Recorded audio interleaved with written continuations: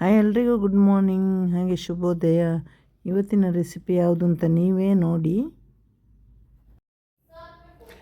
ಮನೆ ಮಸಾಲೆಯಲ್ಲೇ ಒಂದು ಸಿಂಪಲ್ ಆಗಿರುವ ನುಗ್ಗೆ ಮತ್ತು ಬೇಳೆ ಸಾರು ಹೇಗೆ ಮಾಡೋದು ಅಂತ ನಾನು ತೋರಿಸ್ಕೊಡ್ತೀನಿ. ಇದಕ್ಕೆ ಯಾವುದು ಹೊರಗಿನ ಮಸಾಲೆ ಎಲ್ಲ ಆ್ಯಡ್ ಮಾಡೋದಿಲ್ಲ. ಇಲ್ಲಿ ನುಗ್ಗೆ ಮತ್ತು ಬೇಳೆ ತಗೊಂಡಿದ್ದೇನೆ. ನುಗ್ಗೆನ ಹಾಗೆ ಬೇಯಿಸಬೇಕು, ಬೇಳೆ ಕುಕ್ಕರಲ್ಲಿ ಬೇಯಿಸುವ. ಇಲ್ಲಿ ಒಂದು 7 ಬ್ಯಾಡಗಿ ಮೆಣಸು, ಹಾಗೆ ಒಂದು 5 ಗುಂಟೂರು, ಖಾರ ಕಮ್ಮಿದ್ದು, ಎರಡರಲ್ಲೂ ಕೂಡ ಖಾರ ಇಲ್ಲ. ಹಾಗೆ ಒಂದು 3/4 ಸ್ಪೂನು ಕಡಲೆಬೇಳೆ, ಅರ್ಧ ಸ್ಪೂನು ಉದ್ದಿನಬೇಳೆ, ಒಂದು 3/4 ಸ್ಪೂನಷ್ಟು ಧನಿಯಾ ಕಾಳು, ಹಾಗೆ ಕರಿಬೇವು ಸೊಪ್ಪು.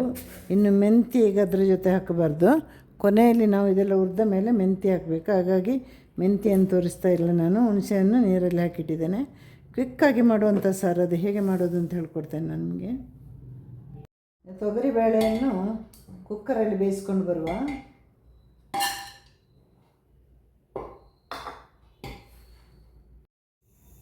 ಈಗ ತೊಳೆದಿಟ್ಟು ಕತ್ತರಿಸಿದ ನುಗ್ಗೆಕಾಯಿನ ಹಾಕುವ.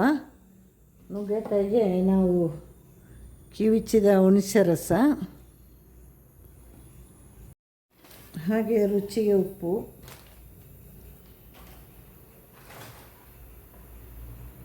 ಒಂದು 1/4 ಸ್ಪೂನಷ್ಟು ಅರಿಶಿನ ಪುಡಿ.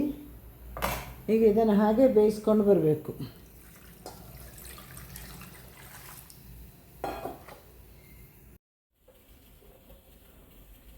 ನಾವು ತೆಗೆದಿಟ್ಟ ಮಸಾಲೆಯನ್ನು ಸಿಮ್ಮಲ್ಲಿಟ್ಟು ಲೈಟಾಗಿ ಹುರಿದುಕೊಂಡು ಬರುವ.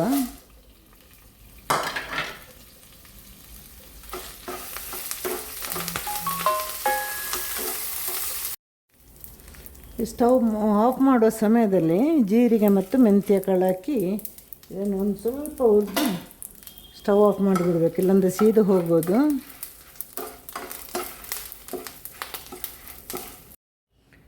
ಈ ಮಸಾಲೆಯನ್ನು ನೀರು ಹಾಕಿ ಒಂದು ಸಣ್ಣ ತರಿಯಾಗಿ ರುಬ್ಬಿ ಬರುವ. ಬೆಂದಿರುವ ಬೇಳೆಯನ್ನು ಹಾಕುವ, ತೊಗರಿ ಬೇಳೆಯನ್ನು. ಈಗ ಹಾಗೆ ಬೇಯಿಸಿರುವ ನುಗ್ಗೆಕಾಯಿನ ಹಾಕುವ. ನೋಡಿ, ನಾವು ಕುಕ್ಕರಲ್ಲಿ ಬೇಯಿಸಿದರೆ ನಮಗೆ ನುಗ್ಗೆಕಾಯಿ ಈ ಥರ ಸಿಗೋದಿಲ್ಲ. ಹಾಗಾಗಿ ಅದನ್ನು ಹುಳಿ ಹಾಕಿದ ಮೇಲೆ ನುಗ್ಗೆಕಾಯಿ ಒಡೆದು ಹೋಗೋದಿಲ್ಲ. ನಾವು ಹುಣಸೆಹಣ್ಣು ನೀರು ಹಾಕಿ ಸೇರಿಸಿರೋದಲ್ವ. ಈಗ ನಾವು ಕಡ್ದಿಟ್ಟಿರೋ ಸಾಂಬಾರು ಮಸಾಲೆಯನ್ನು ಕೂಡ ಸೇರಿಸುವ.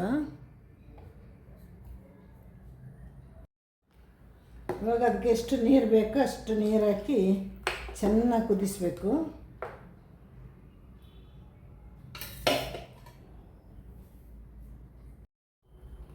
ನಮ್ಮ ಸಾಂಬಾರು ನೋಡಿ, ಸೂಪರ್ ಸಾಂಬಾರು ಕುದೀತಾ ಇದೆ. ನುಗ್ಗೆಕಾಯಿ ಎಲ್ಲೂ ಒಡೆದೋಗಿಲ್ಲ, ಸರಿಯಾಗಿ ಬೆಂದಿದೆ. ಇನ್ನೊಂದು 2 ನಿಮಿಷ ಹೀಗೆ ಕುದೀಲಿ. ಕೊನೆಯಲ್ಲೊಂದು ಒಗ್ಗರಣೆ ಹಾಕುವ.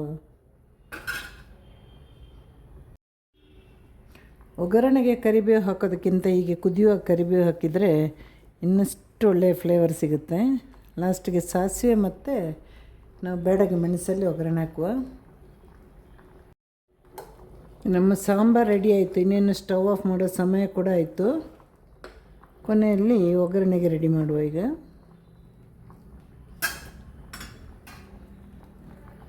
ನಾವೆಲ್ಲ ಕೊಬ್ಬರಿ ಎಣ್ಣೆಯಲ್ಲೇ ಒಗ್ಗರಣೆ ಎಲ್ಲ ಕೊಡೋದು.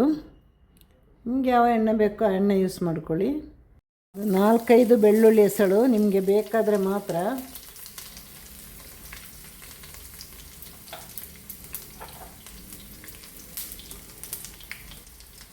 ಆಲ್ರೆಡಿ ನಾವು ಕರಿಬೇವು ಸೊಪ್ಪು ಆಗಲೇ ಹಾಕಿದ್ದೇವಲ್ವ. ಈಗ ಸಾಸಿವೆ ಮತ್ತು ಬ್ಯಾಡಗಿ ಮೆಣಸನ್ನು ಕೂಡ ಹಾಕುವ.